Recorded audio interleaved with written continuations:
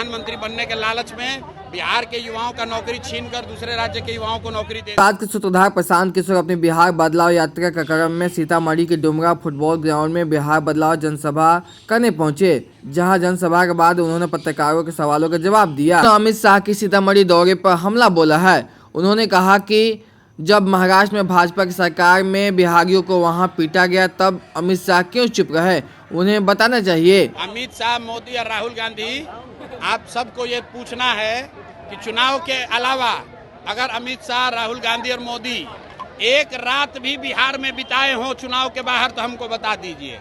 ये लोग दिल्ली में बैठकर बिहारियों को गाली देते हैं। अमित शाह आएंगे तो हमारी ओर से, जनता की ओर से, बिहार के युवाओं से सवाल है अमित शाह को कि महाराष्ट्र में भाजपा की सरकार है और बिहार के बच्चों को, हिंदी भाषियों को महाराष्ट्रियों ने मारा है, वहां पर वहां के लंपन एलिमेंट ने, अमित शाह ने उस पर बयान क्यों नहीं दिया?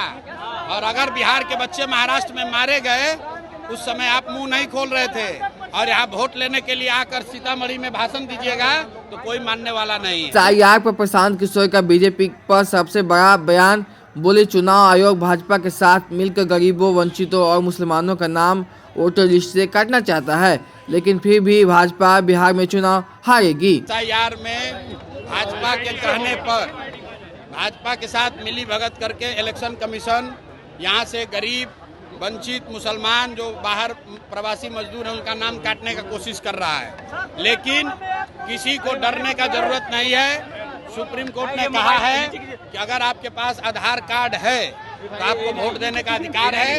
इलेक्शन कमीशन, किसी का नागरिकता तय करने का अधिकार इलेक्शन कमीशन के पास नहीं है। ये सुप्रीम कोर्ट का रूलिंग है, इसलिए किसी को डरने की जरूरत नहीं है। सब भाई मिलकर वोट सबको देना है। और दूसरी बात, अगर 10-20 को नाम कट भी जाएगा तो भी मैं भाजपा को ये बताना चाह रहा हूँ कि जितने लोगों का नाम रह जाएगा वही तुमको हराने के लिए काफी है। तो मिसाइल नीति, वृद्धा पेंशन बढ़ोतरी पर बोले जन सुराज के दबाव में सरकार ये सारे काम कर गई है। अगर जन सुराज की सरकार बन गई तो सोचिए कितना काम होगा। बिहार में डोमिसाइल नीति नहीं लागू हुआ है, सिर्फ अगली बार जो परीक्षा TRE 4 है उसके लिए लिमिटेड किया गया है। ये लोगों को बेवकूफ़ बनाने के लिए 3 लाख शिक्षकों की बहाली हो गई, उसमें ज़्यादातर बिहार के बाहर के लोगों का हो गया। क्यों हुआ? क्योंकि 2023 में नीतीश कुमार ने डोमिसाइल नीति बदला, इसलिए बदला कि 24 में लोकसभा का इलेक्शन था, देश भर में। अब बिहार में विधानसभा चुनाव है तो कह रहा है कि TRE 4 में डोमिसाइल का चेंज किया जाएगा। ये भी नहीं बताया गया है कि कितना % बिहार के लोग रहेंगे। अगर TRE 4 में डोमिसाइल लागू हो रहा है तो 100% सिर्फ और सिर्फ बिहार के लड़कों को ही नौकरी मिलना चाहिए। और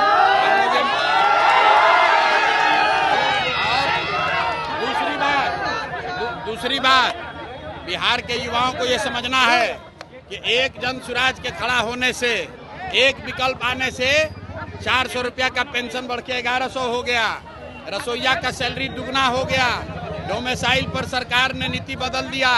आप अंदाजा लगाइए जिस दिन जन सुराज का सरकार बनेगा उस दिन बिहार के युवाओं का भविष्य कितना बेहतर होगा। कोई भी ले, बिहार का एक एक आदमी जानता है कि 20 बरिस से यहाँ पर बुजुर्गों को, दिव्यांगों को, विधवाओं को 400 रुपया मिल रहा था।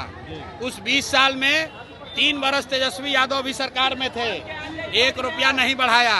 लेकिन जन सुराज की जो व्यवस्था अभी बन रही है, ये जन सुराज का डर नहीं है, लोगों का डर है। इतना डरा हुआ है नीतीश कुमार, इतने डरे हुए हैं कि अगर हम नहीं बढ़ाएंगे पेंशन तो लोग हमको हटा देगा।